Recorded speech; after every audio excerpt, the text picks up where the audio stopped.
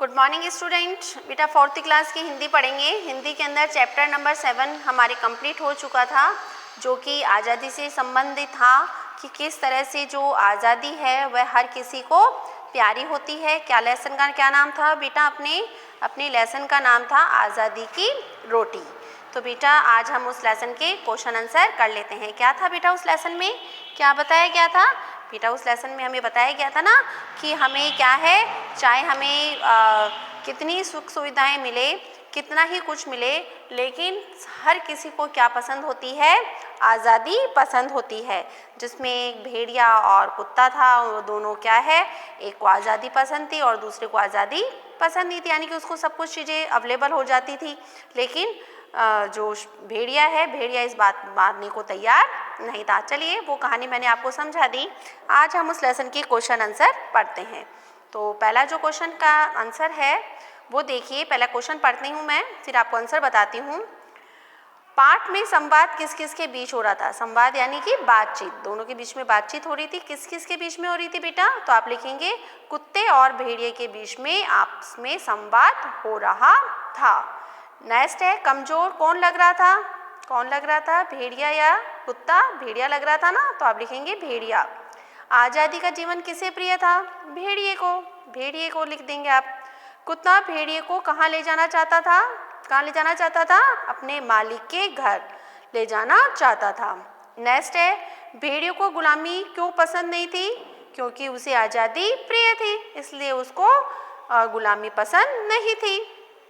Next देखिए, ये रिक्त स्थान है, रिक्त स्थान आपको कंप्लीट करने हैं। पहला है, कुत्ता खूब हट्टा कट्टा तगड़ा था।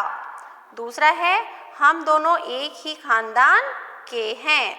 तीसरा है, कुत्ते ने भेड़िए का खूब स्वागत किया। नेक्स्ट है, भेड़िए की नज़र लोहे की एक साकल पर गई। आगे देखिए, राइट एंड रॉन्ग। सही वाक्य के आगे राइट और गलत के आगे रॉन्ग लगाना है। पहला है, कुत्ते की दोस्ती एक भेड़िए से हो गई, तो आप क्या लिखेंगे? राइट है ना, हुई थी ना दोनों के आपस में दोस्ती, तो राइट। सेकंड है, कुत्ता बहुत कमजोर और भेड़िया हट्टा कट्टा था। नहीं ना, उल्टा है ना, कुत्ता तो मजबूत था, हट्टा कट्टा था, और भेड़िया कमजोर था ना, तो रॉन्ग। भेड़िया बोला मुझे जंगल में बहुत सारा खाना मिलता है। नहीं ना, उसको बहुत मेहनत करनी पड़ती थी ना जब उसको खाना मिलता था, तो ये रॉन्ग।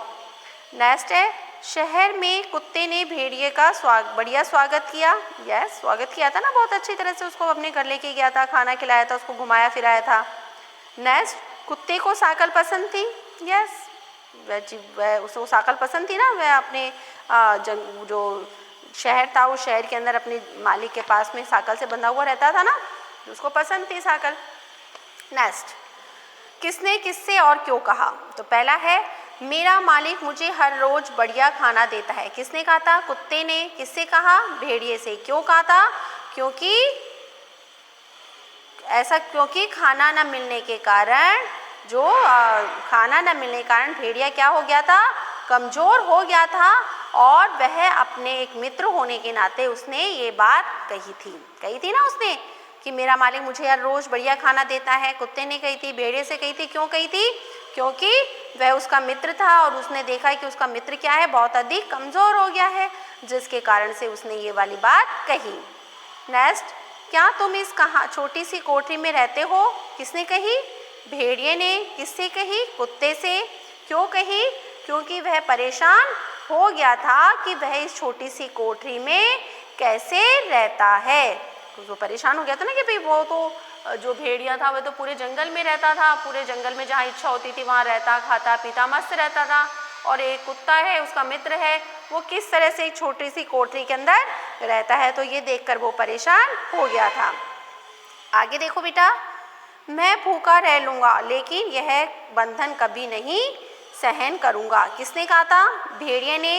किससे कहा था? कुत्ते से। क्यों कहा था? क्योंकि उसे गुलामी की जिंदगी मंजूर नहीं थी, जिस कारण से उसने ये वाली बात कही। आगे देखिए, निम्नलिखित प्रश्नों के उत्तर एक शब्द या वाक्य में देने हैं। पहला है, भेड़िए की कमजोरी का क्या कारण था? क्या कारण था? आप लिखेंगे कि उसे कई दिनों तक खाना नहीं मिलता था, जिसके कारण से कि वह कमजोर हो गया था। नेक्स्ट है भेड़िए ने खाना न मिलने का क्या कारण बताया। तो आप क्या लिखेंगे कि उसे भेड़िए ने खाना न मिलने का कारण बताया कि उसे जंगल में शिकार आसानी से नहीं मिलता। नेक्स्ट है कुत्ता कहाँ रुककर भौंक रहा था। कहाँ रुककर भौंक रहा था। तो आप लिखेंगे कुत्ता तालाब के दूसरी तरफ रुककर भौंक रहा था। आज़ादी का जीवन किसे प्रिय था। किसे प्रिय था। भेड़िए को। तो आप लिखेंगे आज़ादी का जीवन भेड़िए को प्रिय था।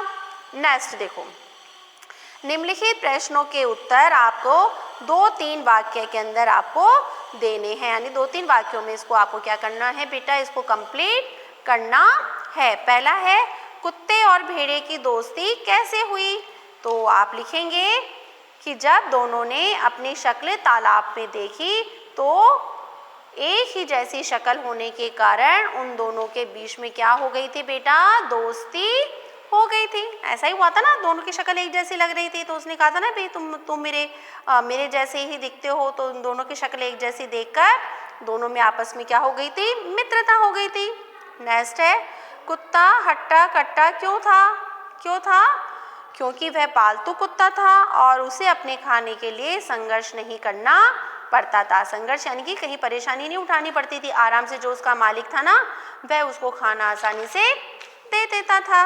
नेक्स्ट है आपका कुत्ते ने भेड़ियों को कोठरी में रहने का क्या कारण बताया।